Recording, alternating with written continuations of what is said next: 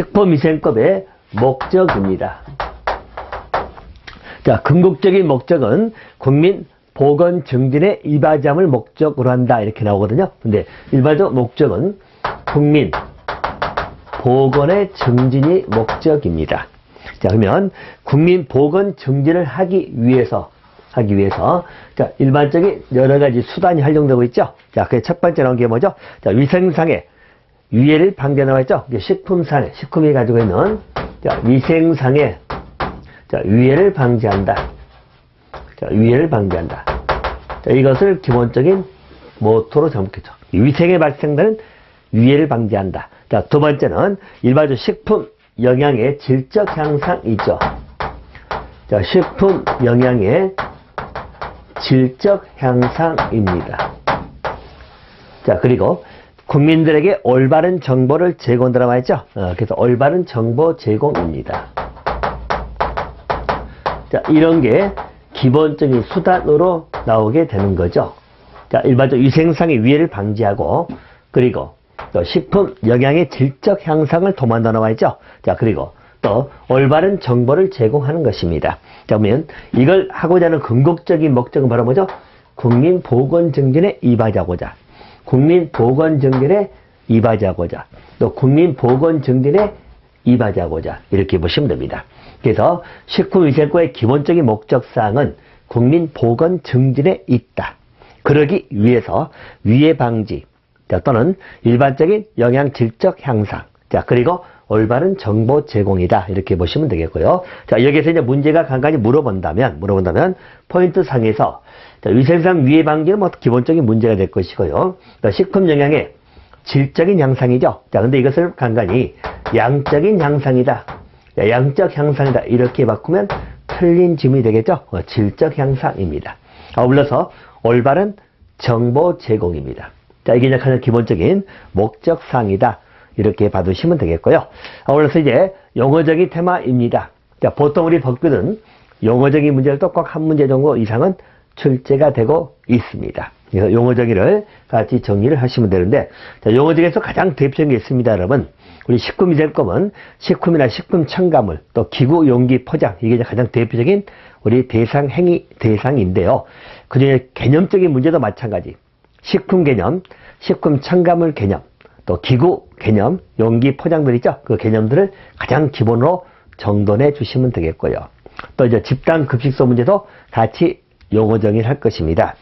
자, 먼저 자, 기본 개념상 문제 나올 때 우리 식품이 나오죠. 자, 식품 이 부분도 여러 번 다뤘던 문제입니다. 출제가 많이 됐던 말씀입니다. 먼저 우리 식품이 뭘 말할 것이냐? 거기 나와 있죠. 자, 모든 음식물을 말한다. 자, 식품은 모든 음식물을 말합니다. 자, 뭐 이것만 가지고는 문제를 물어보진 않겠죠. 자, 거기에 가로로 나와 있는 그 부분이 포인트입니다. 자, 의약으로 섭취하는 것이죠.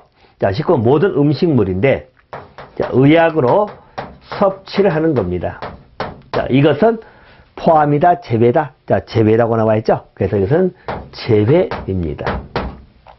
자, 그래서 문제상에서는 이렇게 물 수 있겠죠. 우리 식품이라 할 때, 이 식품 개념은 의약으로 섭취되는 것을 포함한 모든 음식물이다. 이렇게 나오면, 자, 이 제외인데 포함이라고 하면 틀리게 나온다는 이야기죠. 그래서 의약으로 섭취되는 것은 제외하는 모든 음식물을 식품이라고 한다.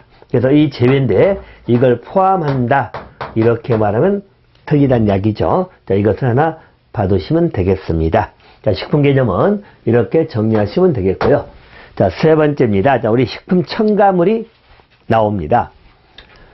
식품 첨가물에 관련된 것은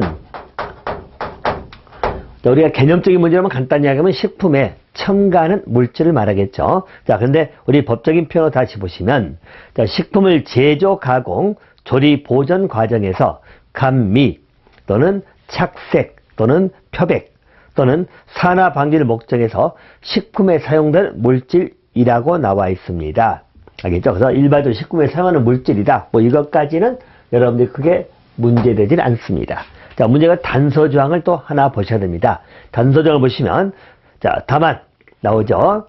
자, 일반적으로 사용될 물질을 말하는데 이 경우에 기구, 용기, 포장을 살균, 소독하는 데 사용되는 간접적으로 식품에 옮겨갈 수 있는 물질이 나와 있죠. 자, 그것도 포함이 됩니다. 자, 그래서 일반적으로 식품 첨가물의 가장 기본적 개념은 여러분 다시 말하면 우리 식품에 대해서 우리 가공하던 조리 보존 과정에서 착색 등을 위해서 일반적으로 사용되는 물질을 말하거든요. 그래서 가장 식품 첨가물은 핵심은 식품에 사용되는 물질이다. 이것은 당연한 이야기입니다. 자, 근데 여기 이제 중요한 게 바로 뭐였죠? 식품 첨가물 개념에는 우리 기구, 용기, 포장입니다.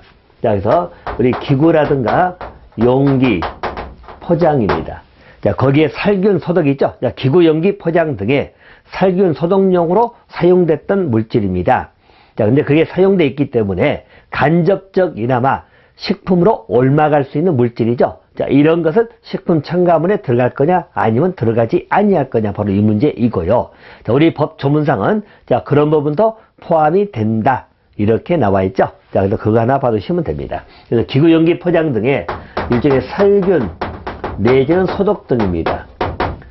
자, 그래서 사용돼 가지고 약간 묻어 있거나 내지는 남아있는 부분이죠. 자, 그러면 이러한 부분도 식품 첨가물에 포함이 된다. 자, 이렇게 하나 받으시면 됩니다. 그래서 식품 첨가물 개념에는 식품에만 사용돼야 되기 때문에 직접적 사용되는 물질만 말할 것이고 이것처럼 간접적으로 사용되는 것은 제외가 된다. 그러면 틀리단 이야기예요. 자, 이것도 포함이 된다. 식품 첨가물 개념은 아마 포인트는 이쪽에 맞춰두시면 됩니다. 자, 기구, 용기, 포장 등의 살균, 소독 등으로 묻어 있어서 간접적이나마 식품에 일종의 옮아갈 수 있는 그러한 물질도 식품 첨가물로 본다. 그래서 하나 정돈해 주시면 되겠죠. 여기서 정돈해 주시고요. 자, 또 한 가지 화학적 합성품이라 나오죠. 자, 기본 개념도 하나씩 정리할 것이고 이 개념 문제도 항상 여러분 한 문제 이상은 출제가 되는 부분이기 때문에 용어적이도 잘 해놓으시기 바라요. 자, 화학적 합성품입니다. 자, 화학적 합성품이라는 것은 일종의 화학 반응을 통해 가지고 만든 물품을 말합니다. 자, 근데 거기는 또 한 가지 개념적 특징이 하나 있어요. 일반적 화학적 수단을 사용하는데 자, 무슨 반응? 유해의 화학 반응이라고 나오죠. 자, 그것만 하나 봐두시면 되겠습니다. 화학적 합성품은 거기 보시면 자, 분해 반응 이외입니다. 그래서 일반적으로 화학적 합성품이라는 것은 분해 반응 이외의 화학 반응을 통해 가지고 얻은 물질이라고 나와 있죠. 그래서 분해 반응 이외입니다. 그래서 이외의 화학 반응을 통한 거다. 이것 하나 기억하시면 됩니다. 그래서 여기도 문제는 나온다면 분해 반응 등을 포함한 이렇게 나오면 틀리죠. 이외입니다. 분해 반응에 의한 것은 화학적 합성품으로 보지 아니한다는 이야기입니다. 자, 이 말의 의미는 뭐냐면 화학적 합성품의 기본적 개념이라고 하는 것 자체가 우리가 화학 반응이라는 것은 서로 간에 안전이 섞어져 가지고 새로운 성질을 만들어내는 것이죠. 그래서 새로운 성질을 만들어내는 것인데 분해 반응이라고 하는 것은 보통 우리가 분리하는 성질을 가지고 쪼개지는 그런 반응을 말하거든요. 자, 그래서 만든 것들은 화학적 합성품이라고 하지 않습니다. 다른 새로운 화학 반응이 일어나지 않았기 때문에. 그래서 화학적 합성품이라고 할 때는 분해 반응 이외의 화학 반응을 통해서 얻어진 물질, 이것을 화학적 합성품 이렇게 봐두시면 될 것이에요. 자, 또 한 가지입니다.